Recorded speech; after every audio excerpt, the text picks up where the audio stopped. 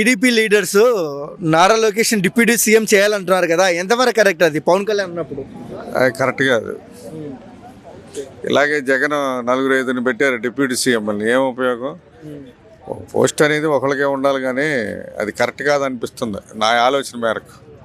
Nara Lokesh Pawan Kalyan ఇద్దట్లో best leader అని ఎవరు అనుకోవచ్చు?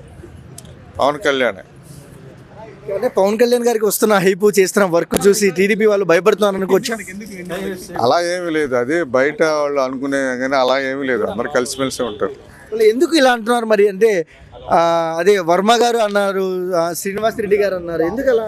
ఎవరి ఆలోచన ఆడదండి, ఎవరి ఆలోచన ఆడదు.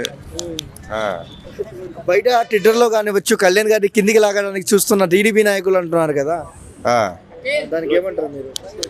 కిందకి లాగాలనే ఆలోచన, ఇది పబ్లిక్ అనుకునేది ఒక్కొక్క ఆలోచన అనేది నచ్చని వాళ్ళు అనేది, అంతే. అంటే మన అక్కడ అంటే తిరుపతిలో ఒక ఇష్యూ చూసామండి, స్వారీ చెప్పమని చైర్మన్కి టీటీడీ చైర్మన్కి చెప్పారు. లోకేష్ గారిని అడిగితే అది కళ్యాణ్ గారు వ్యక్తిగతంగా చెప్పారు, టీడీపీ పార్టీకి సంబంధం లేదన్నారు. ఇదే విధంగా చూడొచ్చు. అతని మనసుకి నచ్చింది చెప్పారండి, ఏముంది దానికి? దాంట్లో చిన్నది పెద్దదాన్ని చేయాల్సిన అవసరం లేదు.